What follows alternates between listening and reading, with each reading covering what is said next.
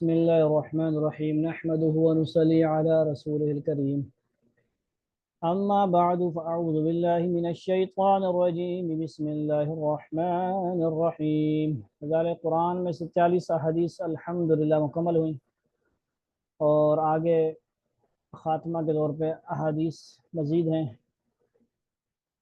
فی عدت روایات زائدۃ علی الاربعین لا بد من ذکرها لأغراض تناسب المقام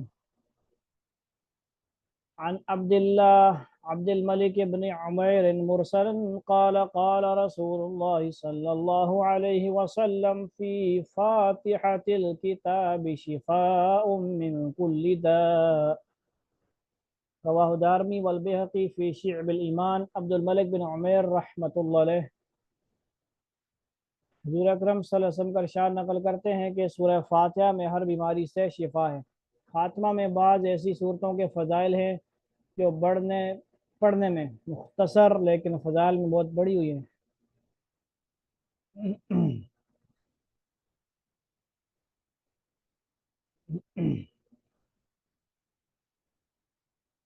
اور اسی طرح ایک ایسے خاص امر ہیں، کام ہیں جن پر تنبیہ قرآن پڑھنے والے کے لیے ضروری ہے۔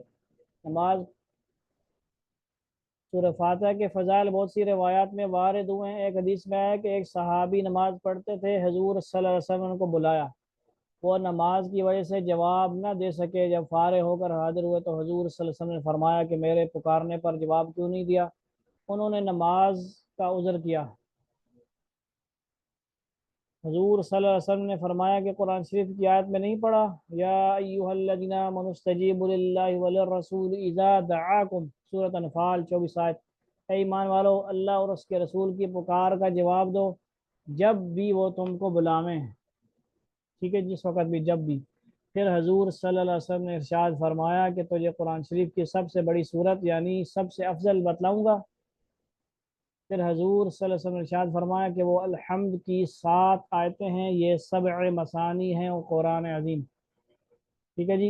یہ قرآن میں بھی اس کا لفظ آیا ہے، صحیح، وَلَقَدْ آتَيْنَاكَ سَبْعًا مِّنَ الْمَثَانِي وَالْقُرْآنِ الْعَظِيمِ، 14ویں سپارہ میں اس کا ذکر ہے۔ بعض صوفیاء سے منقول ہے کہ جو کچھ پہلی کتابوں میں تھا وہ سب کلام پاک میں آ گیا، اور جو کلام پاک میں ہے وہ سب سورہ فاتحہ میں آ گیا، اور جو کچھ سورہ فاتحہ میں ہے وہ سب بسم اللہ میں آ گیا، اور جو بسم اللہ میں ہے وہ اس کی با میں آ گیا۔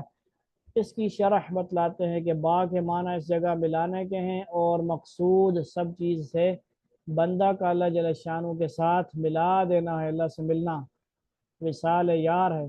بعض نے اس کے آگے اضافہ کیا ہے کہ با میں جو کچھ ہے وہ اس کے نقطہ میں آ گیا، یعنی وحدانیت، اللہ کا ایک ہونا، اللہ کو ایک ماننا، کہ نقطہ اصطلاح میں کہتے ہیں چیز کو جس کی تقسیم نہ ہو سکتی ہو۔ بعض مشائخ سے منقول ہے کہ ایاک نعبد و ایاک نستعین، سورہ فاتحہ میں تمام مقاصد دینی و دنیوی آ گئے۔ ایک دوسری روایت میں حضور صلی اللہ علیہ وسلم کا ارشاد وارد ہوا ہے کہ اس ذات کی قسم جس کے قبضہ میں میری جان ہے کہ اس جیسی صورت نازل نہیں ہوئی، نہ تورات میں، نہ انجیل میں، نہ زبور میں، نہ بقیہ قرآن پاک میں۔ مشائخ نے لکھا ہے کہ اگر سورہ فاتحہ کو ایمان و یقین کے ساتھ پڑھے تو ہر بیماری سے شفا ہوتی ہے، دینی ہو یا دنیوی، ظاہری ہو یا باطنی۔ لکھ کر لٹکانا اور چاٹنا بھی امراض کے لیے نافع ہے، یعنی فائدہ مند ہے۔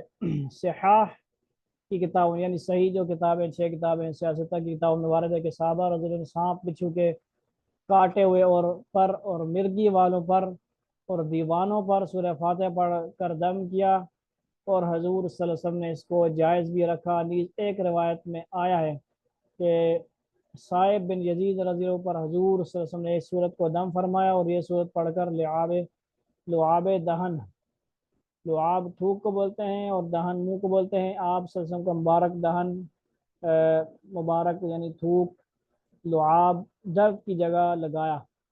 اور ایک روایت میں ہے کہ جو شخص سونے کے رازے سے لیٹے اور سورہ فاتحہ اور قل هو اللہ احد پڑھ کر اپنے اوپر دم کر لے، موت کے سوا ہر بلا سے امن پاوے۔ ایک روایت میں ہے کہ سورہ فاتحہ ثواب میں 2/3 قرآن کے برابر۔ ایک روایت میں ہے کہ عرش کے خاص خزانہ سے مجھ کو 4 چیزیں ملی ہیں کہ اور کوئی چیز اس خزانہ سے کسی کو نہیں ملی، سورہ فاتحہ، آیت الکرسی اور سورہ بقرہ کی اخیر آیات۔ یعنی آمن رسول سے آخر تک۔ اور سورہ کوثر ایک روایت میں آیا ہے کہ حسن بصری رحمۃ اللہ علیہ حضور صلی اللہ علیہ وسلم نقل کرتے ہیں، حضور پاک صلی اللہ علیہ وسلم سے نقل کرتے ہیں، جس نے سورہ فاتحہ کو پڑھا اس نے گویا تورات، انجیل، زبور اور قرآن شریف کو پڑھا۔ سبحان اللہ۔ ایک روایت میں آیا ہے کہ ابلیس کو اپنے اوپر نوحہ، ٹھیک ہے جی، نوحہ رونا پیٹنا جیسے کہ ہوتا ہے، اور زاری، اس کو بھی رونا ہی کہتے ہیں، اور سر پر خاک ڈالنے کی، مٹی ڈالنے کی 4 مرتبہ نوبت آئی۔ اول جب اس پر لعنت ہوئی کہ جا تجھے نکالا جاتا ہے لعنت کر کے جنت سے، دوسرے جب کہ اس کو آسمان سے زمین پر ڈالا گیا، تیسرے جب کہ حضور اکرم صلی اللہ علیہ وسلم کو نبوت ملی، چوتھے جب کہ سورہ فاتحہ نازل ہوئی، تو ان چاروں مقامات پہ اس کو صحیح رونا آیا۔ ٹھیک ہے جی۔ شیخ ابی رحمۃ اللہ سے روایت ہے کہ ایک شخص ان کے پاس آیا اور درد گردہ کی شکایت کی۔ شیخ ابی رحمۃ اللہ نے کہا کہ اساس القرآن پڑھ کر درد کی جگہ، یعنی قرآن کی بنیاد یعنی سورہ فاتحہ پڑھ کر درد کی جگہ دم کر۔ اس نے پوچھا کہ اساس القرآن کیا ہے؟ شیخ ابی نے کہا کہ سورہ فاتحہ۔ مشائخ کے اعمال مجرب میں لکھا ہے کہ سورہ فاتحہ اسم اعظم ہے، ہر مطلب کے لیے پڑھنی چاہیے، اور اس کے 2 طریقے ہیں، ایک یہ کہ صبح کی سنت اور فرض کے درمیان بسم اللہ الرحمن الرحیم کے میم کے ساتھ الحمدللہ کا لام ملا کر 41 بار، ٹھیک ہے، بسم اللہ الرحمن الرحیم الحمدللہ، یہ کہنے اس طرح پڑھیں، کا لام ملا کر 41 بار 40 دن تک پڑھے، جو مطلب ہوگا انشاءاللہ تعالی حاصل ہوگا۔ اور اگر کسی مریض یا جادو کیے ہوئے کے لیے ضرورت ہو تو پانی پر دم کر کے اس کو پلاوے۔ دوسرے یہ کہ نوچندی، چاند کے مہینے کی پہلی اتوار، اس کو نوچندی اتوار کو صبح کوئی سنت اور فرض کے درمیان بلا قید نیم ملانے کے، یعنی بغیر بسم اللہ اور الحمدللہ کے ملائے 70 بار پڑھے، یعنی اس طرح بسم اللہ الرحمن الرحیم الحمدللہ رب العالمین، اس طرح الگ الگ پڑھے بسم اللہ اور الحمدللہ کو، اور اس کے بعد ہر روز اسی وقت پڑھے اور 10 بار کم کرتا جاوے، ٹھیک ہے جی، یہاں تک کہ ہفتہ ختم ہو جاوے۔ اول مہینہ میں اگر مطلب پورا ہو جاوے فبیہا تو بہت اچھا، ورنہ دوسرے تیسرے مہینہ میں اسی طرح کرے۔ نیز اس صورت کا چینی کے برتن پر گلاب اور مشک و زعفران سے لکھ کر اور دھو کر پلانا 40 روز تک۔ امراض مرمنہ، پرانی بیماریاں، ٹھیک ہے جی، بہت زیادہ پرانی بیماریاں، ان کے لیے مجرب ہے۔ نیز دانتوں کے درد اور سر کے درد، پیٹ کے درد کے لیے 7 بار پڑھ کر دم کرنا مجرب ہے۔ یہ سب مضمون مظاہر حق سے مختصر طور سے نقل کیا گیا ہے، ٹھیک ہے جی، ایک بہت بڑی کتاب ہے مظاہر حق حدیثوں کی، وہاں سے جو تقریباً میں بھی تھوڑا سا مطالعہ کیا ہے۔ مسلم شریف کی ایک حدیث میں ابن عباس رضی اللہ سے روایت ہے کہ حضور صلی اللہ علیہ وسلم ایک مرتبہ تشریف فرما تھے، حضور صلی اللہ علیہ وسلم نے فرمایا کہ آسمان کا ایک دروازہ آج کھلا ہے جو آج سے قبل کبھی نہیں کھلا تھا، پھر اس میں سے ایک فرشتہ نازل ہوا۔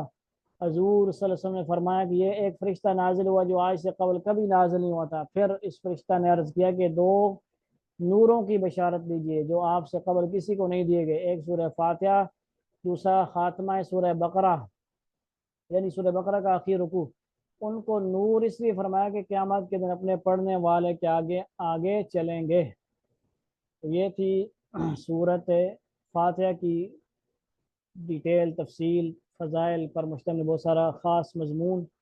تو انشاءاللہ یہ آگے باقی صورتوں پہ بھی ترتیب سے جو ہے فضائل پڑھے جائیں گے۔ اللہ تعالی ہمیں عمل کی توفیق عطا فرما دیں، اور سورہ فاتحہ پڑھنے کی اور دم کرنے کی اور اس کے مطابق ہمیں زندگی گزارنے کی توفیق عطا فرمائے اللہ تعالی۔ وآخر دعوانا ان الحمد للہ رب العالمین۔ السلام علیکم ورحمۃ اللہ تعالی۔